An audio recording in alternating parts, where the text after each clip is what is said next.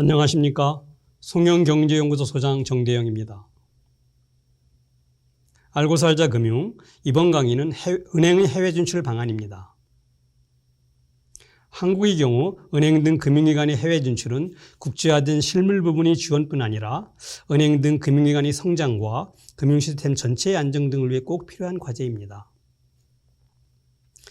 미국이나 중국과 같은 대국이 아닌 경우 국내 시장만 갖고 은행이 성장해 대형화하는 것은 한계가 있습니다. 크지 않은 나라에서 은행의 해외 진출 없이 대형화하는 것은 은행 산업이 몇 개의 은행에 의해 과점 상태가 되는 것을 의미합니다. 이들 대형은행이 일개라도 도산하면 금융시스템이 불안해지고 바로 금융위기로 연결될 가능성이 큽니다. 이렇게 본다면 한국에서 은행을 먼저 대형화시킨 다음 해외 진출을 하고 경쟁력을 키우겠다는 메가뱅크로는 국민 경제를 매우 위험하게 만드는 정책입니다. 다음으로 개별은행 입장에서도 해외 진출은 국내 시장의 한계를 넘어 규모와 경쟁력을 키울 수 있는 기회일 뿐 아니라 포트폴리오의 분산이라는 위험관리 수단이기도 합니다.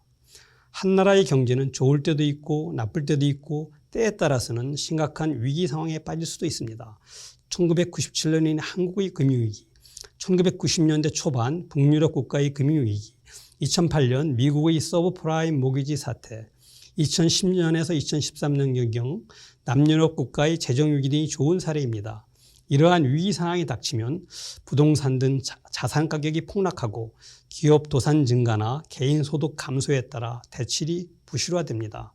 때에 따라서는 가장 안전한 자산인 국채의 가격마저 폭락할 수 있습니다. 당연히 은행의 건전성도 매우 나빠집니다. 은행은 어떻게 하면 이러한 상황을 피할 수 있을까요?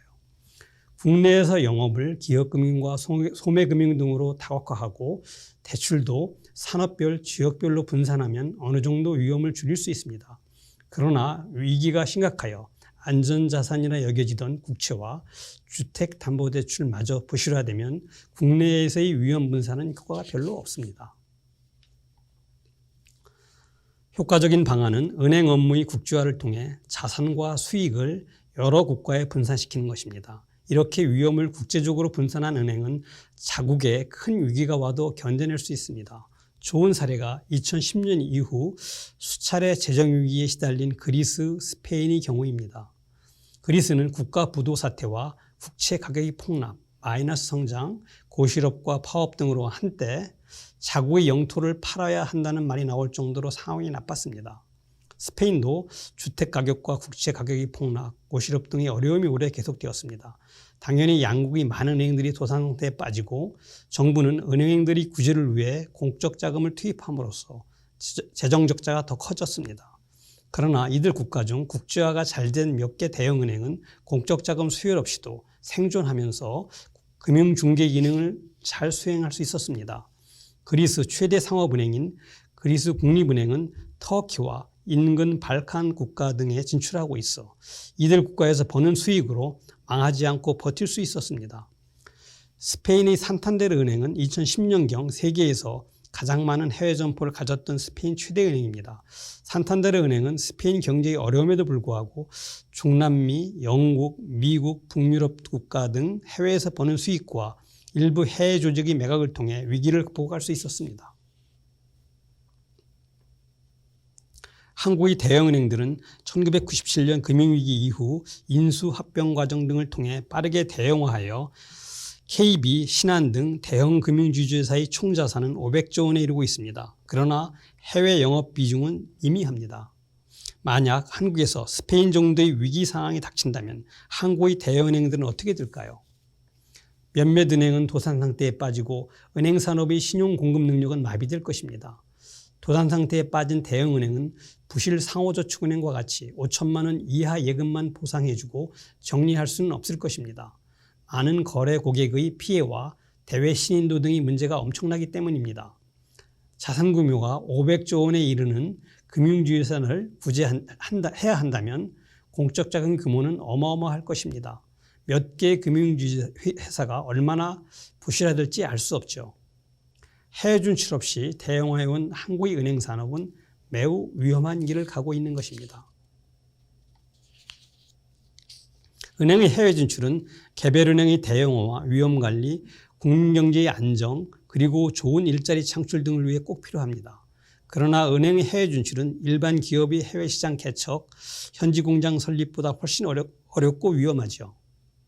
은행은 위험관리 산업인데다 지식산업이고 서비스 산업으로 전문화된 인력이 필요하기 때문입니다.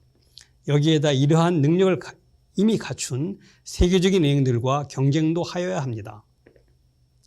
은행의 해외 진출은 능력과 신념을 가진 경영층이 있어야 하고 감독 당국의 지원과 협조가 필요한 어려운 과제입니다. 구체적인 방안을 알아보겠습니다.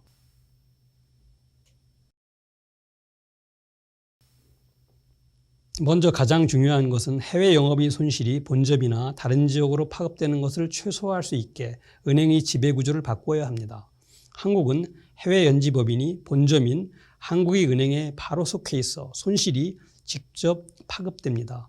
해외 영업의 비중이 작을 때는 괜찮지만 커지면 심각한 문제가 생길 수 있습니다. 국제화된 세계적 대형은행의 해외 영업 조직은 몇 단계의 중간 지주회사를 거쳐 설치되어 있습니다. 예를 들어 금융지주회사의 자회사로 서울 등의 해외 영업 지주를 설치하고 다시 이의 자회사인 아시아 금융지주를 홍콩에 설치한 다음 베트남 현지법인을 이곳의 자회사로 하는 것입니다. 이렇게 하면 베트남 현지법인에서 대규모 손실이 발생했을 때 몇 개의 방화벽을 가질 수 있습니다. 위험의 전염을 막기 위해 꼭 필요한 제도적 장치입니다. 그러나 한국은 금융지주회사법에 의거 중간지주회사 설립이 금지되어 있습니다. 금융산업에 대한 재벌들이 문어발식 확장을 막기 위한 것이지만 금융지주회사의 해외 영업조직 관리를 위한 중간지주회사만은 설립이 가능하게 법이 개정되어야 합니다. 다음은 은행이 해외 영업조직의 위험을 효율적으로 관리할 수 있는 능력과 내부 통제 시스템을 구축하는 것입니다. 산탄데르 은행은 해외 진출 시 영업은 최대한 현지화했으나 위험관리만은 본부가 직접 통제하였습니다. 해외 진출 전략은 한국의 은행들이 상대적으로 경쟁력 있는 지역과 영업 분야를 선택하여 단계적으로 추진하여야 합니다. 1차적으로 동남아시아 지역의 국가에 IT 기술과 접목된 소매금융 분야가 경쟁력이 있습니다. 감독당국은 한국의 은행들이 진출한 국가와 협조체제를 구축하고 특정 지역에 한국의 은행들이 몰려 과당 경쟁이 발생하면 곧 교통정리도 해야 합니다. 그 다음 단계는 국제금융 중심지에 진출해 있는 은행의 영업조직을 활성화하는 방안입니다. 현재 국제금융 중심지에 나가 있는 한국계 은행은 한국 기업과 교포와의 금융거래, 한국계 공공기관이나 기업이 발행한 해외 증권에 대한 투자가 주요 업무입니다. 이를 탈피해 영업을 현지화해야 은행의 해외 진출이 성공하는 것입니다. 한국의 은행들이 미국과 유럽에서 현지인을 상대로 영업하는 것은 쉬운 일이 아닙니다. 미국과 유럽에서 한국의 은행들이 진출한 동남아 국가의 기업이나 국민들과 거래하는 것은 훨씬 용이한 것입니다. 예를 들어 베트남 등 동남아 국가의 금융기관이 한국계 은행이 진출한 뉴욕이나 런던, 프랑크푸르트 등 국제금융 중심지에 없다면 더욱 경쟁력이 있을 것입니다. 이러한 방식의 영업 확대는 동남아 국가로의 진출과 연결되어 시너지 효과가 커질 수 있습니다. 마지막 단계로 선진국의 전문화된 중소형 은행이나 금융그룹의 사업조직 등 해외 금융기관의 인수도 필요합니다. 이때는 자산보다는 전문 인력과 영업망에 중점을 두어야 합니다. 금융산업은 금융 전문 인력이 만들어가는 서비스 산업이기 때문입니다. 이러한 은행의 해외 진출은 분명 매우 어려운 과제입니다. 1, 2개 금융지주회사라도 선구자적인 의식을 갖고 해외 진출을 꾸준히 확대하여야 합니다. 정책당국은 국내 은행의 해외 진출을 잘 감시하고 적극 지원하여야 합니다. 한편 해외 진출을 하지 못하는 은행은 국내에서 규모를 키우는 것이 어렵게 만들어야 합니다. 한국의 은행이나 금융그룹은 국제화가 거의 안 된 채 이미 국민 경제에 위협이 될 정도로 덩치가 커져 있기 때문입니다. 대형 금융주사의 자산 규모는 이미 한국의 1년 예산 규모보다 훨씬 커져 1, 2개 금융주주회사라도 부실화되면 이들 금융기관이 구제를 위한 재정 부담이 엄청날 것입니다.